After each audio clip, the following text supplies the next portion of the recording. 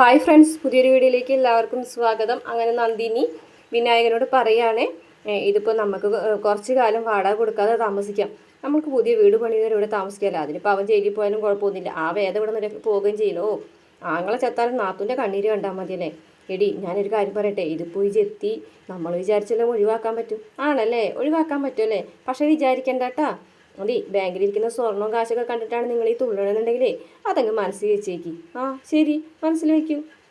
ആ എന്തായാലും വരുന്നിടത്ത് വെച്ച് കാണാം. ഈ വീട് പൊളിക്കാന്നല്ലേ, വേണമെങ്കിലേ നിങ്ങൾ നന്നായിട്ട് കിടന്ന് ഉറങ്ങിക്കോ, നല്ല പോലെ ഉറങ്ങിക്കോ, ഇനി വീട്ടിൽ കിടന്ന് അധികം നാൾ ഉറങ്ങാൻ പറ്റൂല എന്ന് പറഞ്ഞിട്ട് നന്ദിനി അവിടെ നിന്ന് എഴുന്നേറ്റ് പോകുകയാണേ. അതിനുശേഷം പിന്നീട് കാണിക്കുന്നത് വിക്രത്തിനെയാണ് കേട്ടോ. വിക്രം വാസവൻ്റെ വീട്ടിൽ വന്ന് നിൽക്കുമ്പോൾ ഗുണ്ട വന്നിട്ട് ചോദിക്കും, എന്താടാ എന്ന് ചോദിക്കുമ്പോൾ, വന്ന് ക്ഷണിച്ചത് മറന്നുപോയടാ, നീ നിന്റെ സാറിനോട് പോയി പറയും വിക്രം വന്നിട്ടുണ്ടെന്ന്. ആ നേരത്ത് വാസം ഫോൺ ചെയ്തുകൊണ്ടിരിക്കുകയാണ് കേട്ടോ. അവരൊരു സിനിമ കാണാൻ പോയിരിക്കുകയാണ്. രാത്രി 12 മണിക്ക് കേക്ക് മുറിക്കും, വലിയ ആഘോഷമായിട്ടൊന്നുമില്ല, മോൻ ഹോസ്പിറ്റലിലേക്ക് എടുക്കല്ലേ, അപ്പം അതുകൊണ്ട് ചെറിയ രീതിയിൽ മാത്രം മോളുടെ ഒരു സന്തോഷത്തിന് വേണ്ടിയിട്ട്. എന്തായാലും അവൾ വരട്ടെ, അവൾ വന്നിട്ട് ഞാൻ വിളിക്കാൻ പറയാം എന്നൊക്കെ ഫോണിൽ കൂടെ പറയുന്നുണ്ട്. അപ്പോൾ ഒരു ഗുണ്ട വന്നിട്ട് പറയുന്നുണ്ട്, അതെ സാർ, ആ വിക്രം വന്നിട്ടുണ്ട് എന്ന് പറയും. ആണോ, എങ്കിൽ കയറി വരാൻ പറയാം അവനോട് എന്ന് പറയും.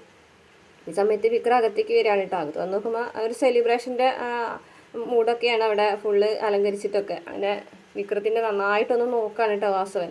വന്നിങ്ങാണ്ട് രണ്ടുപേരും മുഖാമുഖം നോക്കിയതിന് ശേഷം വാസവൻ വന്ന് കസേരയിൽ ഇരിക്കും കേട്ടോ. വിക്രമിനോട് ഇരിക്കാനൊന്നും പറയുന്നില്ല, പക്ഷേ വിക്രം വന്നിങ്ങാണ്ട് കസേരയിൽ ഇരിക്കുന്നുണ്ട്. കാലുമ്പോൾ കാലൊക്കെ കയറ്റി വെച്ച് ടൗലിൽ വെച്ചിട്ട് ടൗലുകൊണ്ട് ഇങ്ങനെ കൈയൊക്കെ ചുറ്റിയിട്ടൊരു ഗുണ്ടയുടെ ലുക്കിൽ തന്നെ ഇരിക്കുന്നുണ്ട്. ഗുണ്ടയും പ്ലസ് നായകനും കൂടിയിട്ടുള്ള ഒരു ലുക്കിൽ ഇരിക്കുകയാണ്. എന്നിട്ട് വാസവൻ പറയും, ആഹാ നീ എത്തിയല്ലേ എന്ന് ചോദിക്കട്ടോ. ഞാൻ വന്നതല്ലല്ലോ, വരുത്തിച്ചതല്ലേ എന്ന് ചോദിക്കാൻ കേട്ടോ. എനിക്കൊരു കാര്യം പറയാനുണ്ടായിരുന്നു, എന്തായാലും നീ വന്നല്ലോ എന്ന് പറയും. എന്നിട്ട് വിക്രം ചിരിക്കുകയാണ് കേട്ടോ. എന്ന് പറയും, ഇതുവരെ നടക്കാത്ത കാര്യങ്ങളാണ് ഇപ്പോൾ നടക്കാൻ പോകുന്നത്, എന്തായാലും നീ എൻ്റെ മടയിലേക്ക് കയറി വരുന്നത് ഞാൻ വിചാരിച്ചില്ല എന്നൊക്കെ പറയും.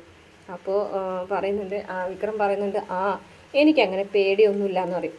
അപ്പോൾ വാസവൻ പറയുന്നുണ്ട്, എനിക്ക് വേണമെങ്കിൽ നിന്നെ ഈ നിമിഷം ഇല്ലാതാക്കാം. ആണോ, എന്നാൽ അത് നടക്കട്ടെ, തോക്കോ അങ്ങനെ എന്തെങ്കിലും ഉപയോഗിക്കേണ്ടി വരും കേട്ടോ, അല്ലാണ്ട് നിങ്ങളുടെ രണ്ടും കെട്ട തരം താഴ്ന്ന ഗുണ്ടകളെ കൊണ്ടാണെന്നുണ്ടെങ്കിൽ അടിച്ചു നിൽക്കാൻ വിക്രമിൻ്റെ അടുത്ത് പാടായിരിക്കും എന്ന് പറയുമ്പോൾ വാസവൻ ഇങ്ങനെ ചിരിക്കുകയാണേ. എനിക്കൊരു തോക്ക് വെച്ചിട്ട് നിൻ്റെ ജീവൻ ഇപ്പം ഇല്ലാതാക്കാം, പക്ഷേ അതല്ല അതിൻ്റെ രീതി. ഞാനിപ്പോൾ തൽക്കാലം കാഞ്ചി വലിക്കാൻ ഉദ്ദേശിക്കുന്നില്ല, ഒരു ബിസിനസ്സുകാരനായതുകൊണ്ട് ചില കാര്യങ്ങളൊക്കെ എനിക്ക് നിന്നോട് പറയാനുണ്ട് എന്ന് പറയും. അപ്പോൾ വിക്രം പറയുന്നുണ്ട്, നിൻ്റെ മോൻ ചെയ്തതിൻ്റെ ശിക്ഷയാണ് നിൻ്റെ മോൻ അനുഭവിച്ചുകൊണ്ടിരിക്കുന്നത്, അത് പോരായിരുന്നു എന്നാണ് എൻ്റെ മനസ്സിൽ ഇപ്പോഴും തോന്നുന്നത്. പിന്നെ അതിന് പകരമായിട്ട് നീ എൻ്റെ വീട്ടിൽ കയറി എൻ്റെ വീട്ടുകാരെ ഭീഷണിപ്പെടുത്തി എൻ്റെ ഭാര്യയെ തട്ടിക്കൊണ്ടുപോയി, ഇത്രയൊക്കെ ചെയ്തിട്ടും ഞാൻ മിണ്ടാതിരിക്കുന്നു നീ വിചാരിക്കുന്നുണ്ടോ?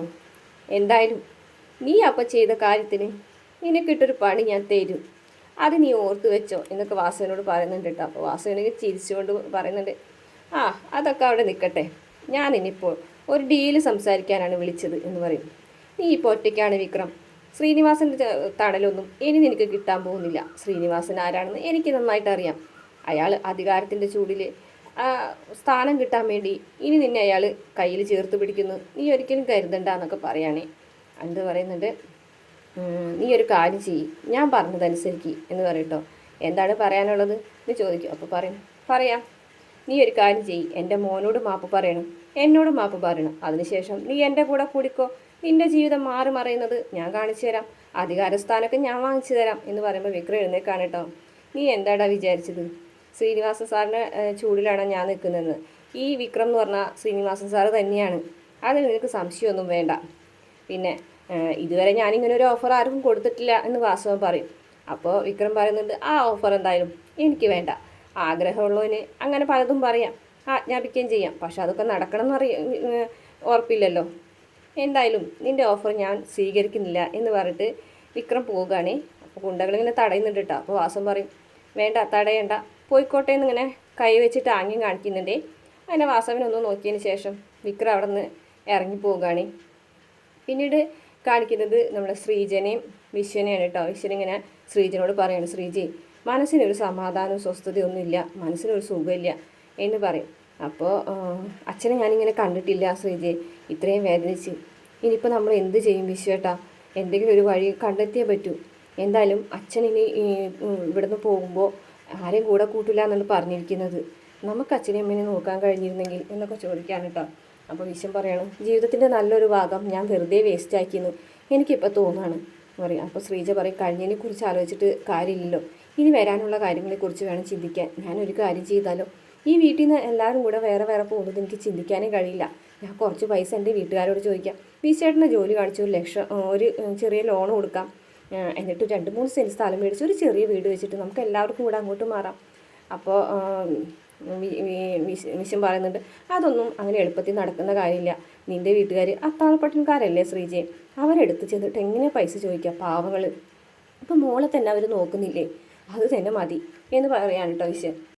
അപ്പോൾ ശ്രീജ പറയും, പിന്നെ നമ്മൾ എന്ത് ചെയ്യും വിശ്വേട്ടാ, വരട്ടെ നോക്കാം എന്തെങ്കിലും ചെയ്യാൻ പറ്റുമെന്ന് എന്ന് പറയുകയാണേ. പിന്നീട് കാണിക്കുന്നത് സജീവൻ ചായ കൊടുക്കാണ് രാജേട്ടനും ജോസഫിനൊക്കെ. അപ്പോൾ ജോസഫ് പറഞ്ഞിട്ട്, രാജേട്ടന് പറയായിരുന്നില്ല ഒറ്റയ്ക്ക് പോകണ്ടെന്ന് അവനോട്, ഞാൻ പറഞ്ഞതാണ്, ഇപ്പോൾ വിളിക്കാമെന്ന് പറഞ്ഞിട്ട് വെച്ചോനാണ്. പിന്നെ പറയുന്നത്, ഞാൻ വാസവൻ്റെ വീടിൻ്റെ അടുത്ത് എത്താറായി എന്നാണ്. എനിക്കറിയോ അവനവിടെ ഒറ്റയ്ക്ക് പോകുന്നു.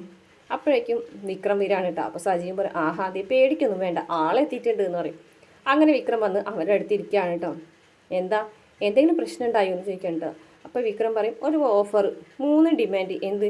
1 അയാളുടെ കാല് പിടിച്ച് മാപ്പ് പറയണം, 2 അവൻ്റെ മോൻ്റെ കാല് പിടിച്ച് മാപ്പ് പറയണം, പിന്നെ ഞാൻ അയാളുടെ കൂടെ നിൽക്കണം. ഇതാണ് ഡിമാൻഡ് എന്ന് പറയുന്നത്. ആഹാ, അപ്പം നീ അവനെ മലർത്തി അടിച്ചിട്ടായിരിക്കുമല്ലോ പോന്നിട്ടുണ്ടാവുക എന്ന് പറയുമ്പോൾ വിക്രം ഒന്ന് ചിരിക്കുകയാണേ.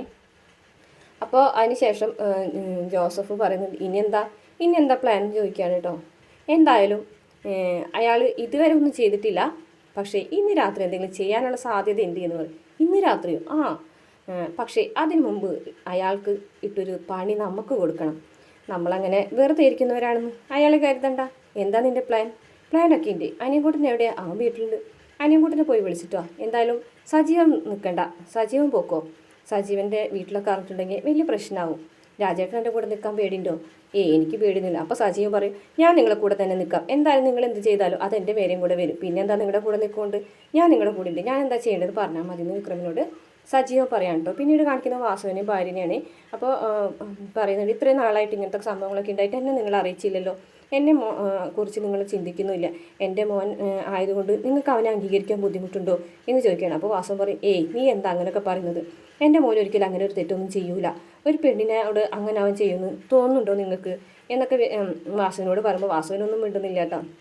അതിനുശേഷം പറയുന്നുണ്ട്, സിനിമ എങ്ങനെയാണ് ഉണ്ടായിരുന്നു എന്ന് ചോദിക്കുമ്പോൾ, നിങ്ങളിപ്പോൾ ഇത് 3ാമത്തെ തവണയല്ലേ എന്നോട് ചോദിക്കുന്നത്, ഇത് മാത്രമേ നിങ്ങൾക്ക് ചോദിക്കാനുള്ളൂ. ഞാനിവിടെ കുറച്ച് ആൾക്കാരെ കണ്ടല്ലോ വരുന്ന വഴിക്ക്, അത് രാഷ്ട്രീയക്കാരാ, പാർട്ടിക്കാർ സംസാരിക്കാൻ വന്നതാ, ഗുണ്ടകളെ പോലെ തോന്നിയല്ലോ അവരൊക്കെ എന്ന് പറയും. അത് മറ്റേ കേസിൻ്റെ കാര്യം ഒത്തുതീർപ്പാക്കാൻ വന്നവരാണ് എന്ന് പറയും. അപ്പോൾ എന്തായാലും ഈ രാഷ്ട്രീയം ഒന്നും വേണ്ട എന്ന് പറയും. മോളിതേ ബർത്ത്ഡേ കൂടി ഇടുകയാണ്, അവൾക്ക് റീൽസ് എടുക്കണമെന്ന്, രാത്രി 12 മണിക്ക് എന്നെ കേക്ക് കട്ട് ചെയ്തിട്ട് എന്ന് പറയും. അപ്പോഴേക്കും മോൾ ഓടി വരണം, അച്ഛാ എൻ്റെ ഡ്രസ്സ് എങ്ങനെയുണ്ടെന്ന് ചോദിക്കും. ഞാനല്ലേ സെലക്ട് ചെയ്തത്, മോശമാവുമോ എന്ന് ചോദിക്കണം കേട്ടോ. അപ്പം രാത്രി 12 മണിക്ക് എന്നെ കേക്ക് കട്ട് ചെയ്തിട്ട് ഹോസ്പിറ്റലിലേക്ക് നമുക്ക് ചേട്ടന് കേക്കുമായിട്ട് പോകണം. ഇന്നോ? ഇന്ന് തന്നെ. അപ്പോൾ ഭാര്യ പറയാണ്, പിന്നെ ഹോസ്പിറ്റലിൽ വെച്ചിട്ട് കേക്ക് മുറിച്ചാലോ ചോദിക്കാൻ കേട്ടോ. അപ്പോൾ അത് നല്ലൊരു ഐഡിയ ആണ്, പക്ഷേ അവിടെ എത്തുമ്പോഴേക്കും നേരം വൈകൂലേ, നമുക്കൊരു കാര്യം ചെയ്യാം, കേക്ക് മുറിച്ചിട്ട് ഇന്ന് തന്നെ അങ്ങോട്ട് കൊണ്ടു കൊടുത്താൽ മതി എന്ന് പറയും. അപ്പോൾ ശരി എന്നാൽ അങ്ങനെ മതി എന്ന് പറയും. അപ്പോൾ വാസവൻ പറയുന്നുണ്ട്, ശരി എന്നാൽ അങ്ങനെ ചെയ്യാം എന്ന് പറയും. അപ്പോഴേക്കും ഭാര്യ പറയുകയാണേ, അതെ ഒരു കാര്യം ചെയ്യാം, ഞാൻ പൂജാ റൂമിലൊന്ന് പോയിട്ട് പ്രാർത്ഥിക്കട്ടെ എന്ന് പറയും.